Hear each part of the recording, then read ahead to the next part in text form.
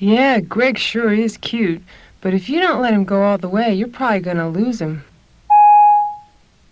Geez, you really mean you haven't done it yet? You better do something soon or you'll never be able to. What do you think? You're something special? Everybody else is doing it. Hey, did you get any last night? Boy, Peggy Sue sure put out for me.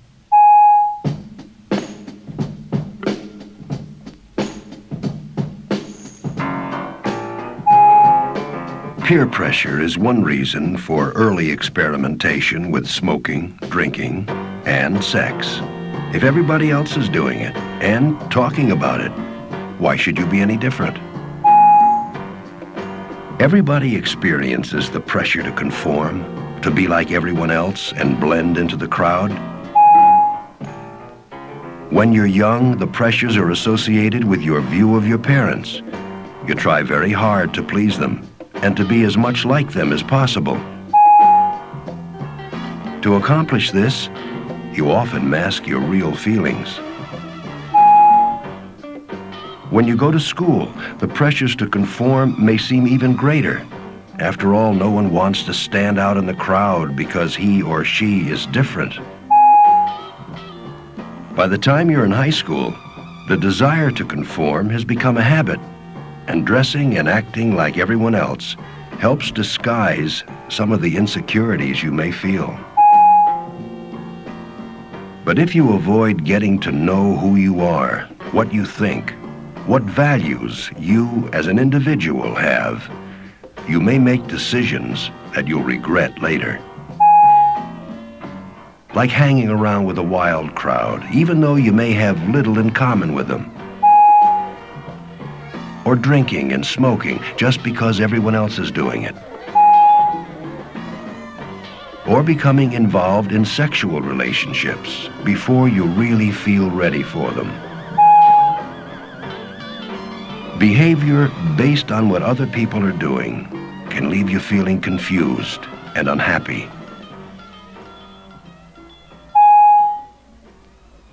And sometimes the results are even worse. Sexual intercourse can lead to pregnancy, venereal disease, and lasting emotional problems. These problems can, however, be avoided. If you spend some time getting to know what your personal values really are, you can avoid drifting along with the crowd, and you'll be able to make conscious decisions about your life and your actions. But getting to know yourself does take some effort and a little experimentation. Think about what you'd like to do and try it.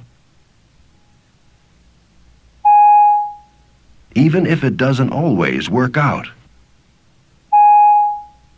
Think about your friends, which of them you prefer to be with, and why.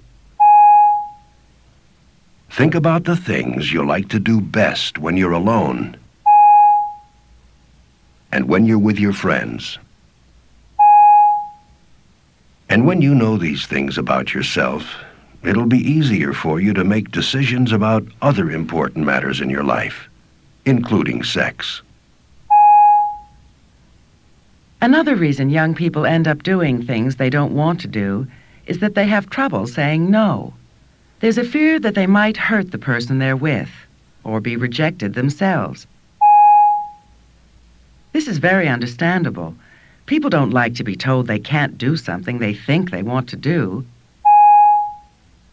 But when you have confidence in yourself and your values, you'll learn to create situations that will make conflicts such as these easier to avoid. Instead of being alone together all the time, try going out with a group of friends. This can give you an easy way to get to know someone better. When it is just the two of you, get out and do things. Sharing experiences will add to your feeling of closeness. And once in a while, be adventuresome. Go places that will provide interesting experiences to remember and talk about later. By allowing yourself time for a relationship to develop, You won't be forced into making decisions you're not ready for. And sexual pressures won't take you by surprise. They'll be easier to deal with. You'll find that you're kissing your date goodnight, not because it's expected of you, but because you want to. And you'll realize that even the smallest sexual gesture, like a kiss, involves an important decision. Of course, the sexual pressures in more established relationships are very different. There can be honest, healthy pleasure found in touching and being close to the person you care for. But gentle caresses don't always have to be followed by sexual intercourse. As a matter of fact, you'll probably be surprised to learn how many young people do not have sexual intercourse. Recent studies have shown that in the average high school graduation class, about half the boys and girls are still virgins. So maybe the pressures aren't as great as you imagined them to be.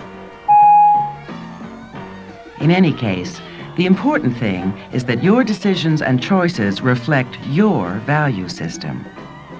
What you do with your life should be determined by what you want, and not because everybody else is doing it.